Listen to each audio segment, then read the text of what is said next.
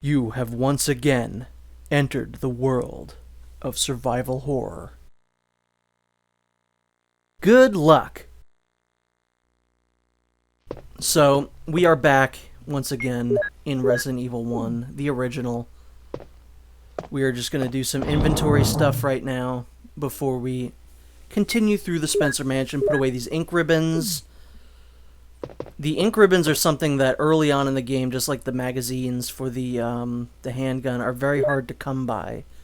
So they are a precious resource we need to make sure we don't, squander.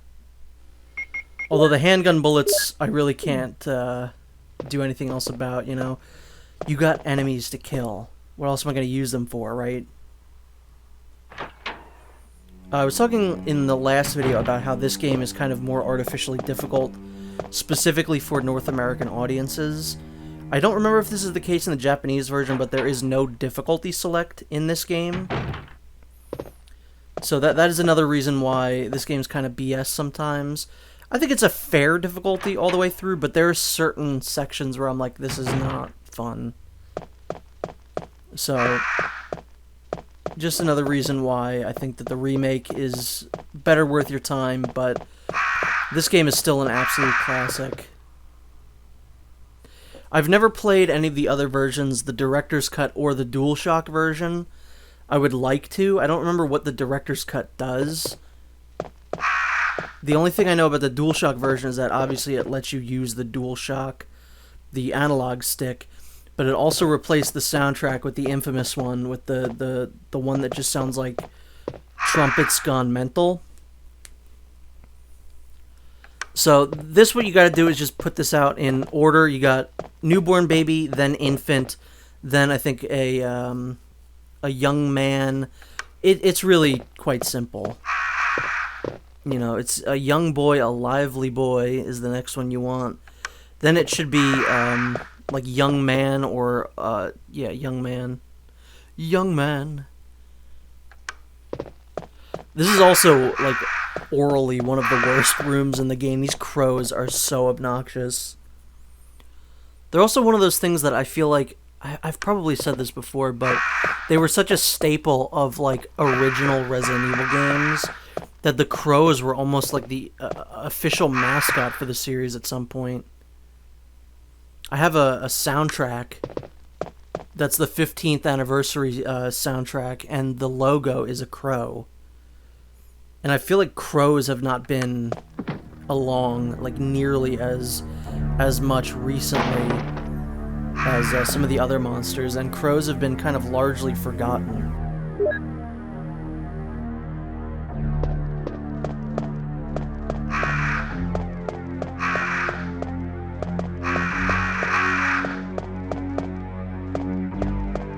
And because this is the version that does not have the analog stick, you're going to see a whole lot of Jill sliding against walls to get to where she needs to go, because that's the best way to play the game. When you're going in a straight line, the controls in this game work great. But when you have to make any kind of like slight adjustment to Jill's positioning, is when it starts to get a little funky, and you'll see that multiple times.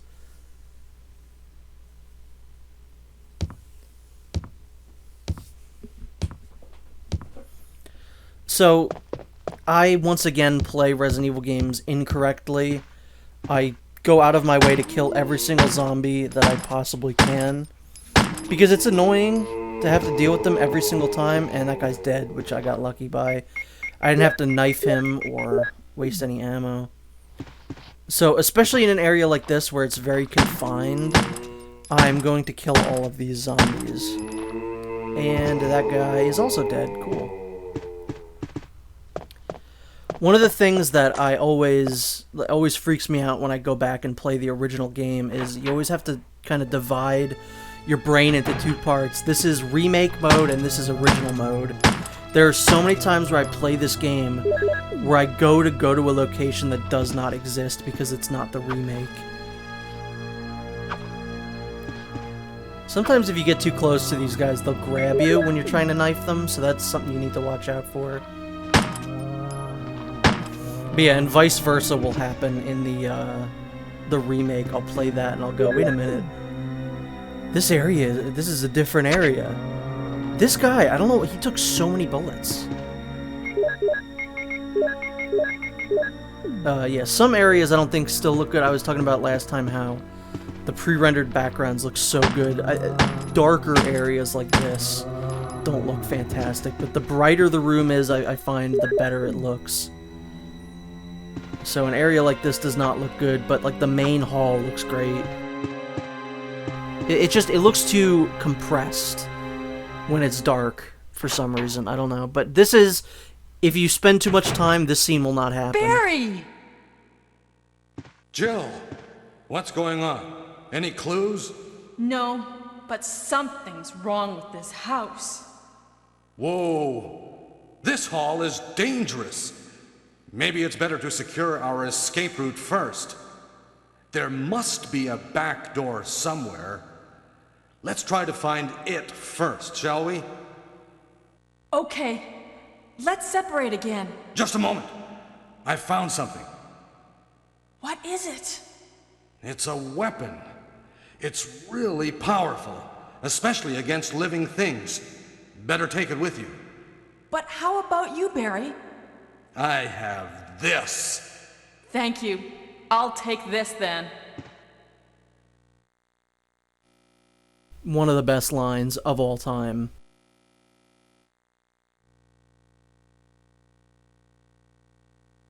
See ya, bye-bye, Barry.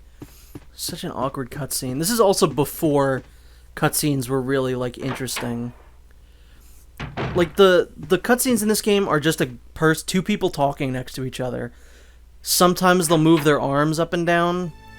The cutscenes in Resident Evil 2 and 3 aren't very good either. Code Veronica was really when they started to get interesting.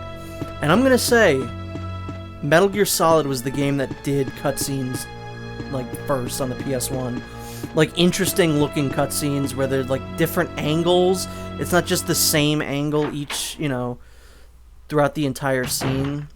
So, I think that all changed after Metal Gear Solid.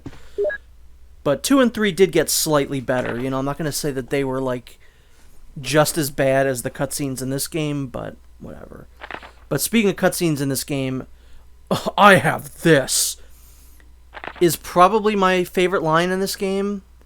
It's probably the one that I quote, like, by myself when I'm just alone, and to friends and stuff like that, probably the most. Like, Jill Sandwich is iconic. We all know this. Jill Sandwich is great. I hope this isn't Chris's blood. What is this? But my favorite will always be, I have this. And the callback that gets in Revelations 2 is perhaps one of the best, like, payoffs in any video game. If you have not seen that scene, look it up and watch it. It is so good. So yeah, if you take too long to get to the main hall again, you will actually completely miss that cutscene, and Barry won't give you any weapons or any items. He gives you acid rounds. The grenade rounds is what he gives you every time. It's not like it's random, but if you take too long or you take a different route or something like that, you're not gonna have that happen. That one is a lot tighter than the Barry saving you in the crushing puzzle. I feel like that happens fairly reliably, like every single time I've played the game. Whereas, even when I was practicing this, I thought I was going fairly fast, and I did not get the grenade rounds. So, you do actually have to kind of worry about your speed when going for that. And this part is way harder than in the remake, because in the remake, you can easily just get the zombie to kind of avoid you, and you can push this thing without needing to kill both of the zombies. So that's kind of unfortunate.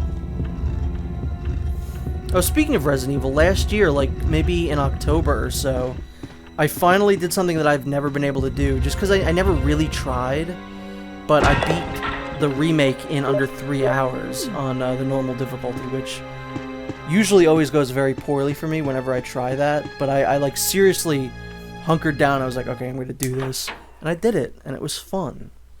and I unlocked the infinite ammo rocket launcher, which I will definitely do a playthrough of at some point with the infinite ammo rocket launcher. I've also unlocked the infinite ammo rocket launcher in Deadly Silence, but not the PS1 version, because again, when I go back and play the original game, it's almost always the DS version and not this one. But maybe I'll... no, don't wanna. I'll probably never revisit this game. The only reason you would want to really come back to this game is just to experience the beginnings of the series and see how far it's come, and specifically for this game, you want to play through Jill's story because of, you know, all the Barry cutscenes and all the memes and great moments that there are.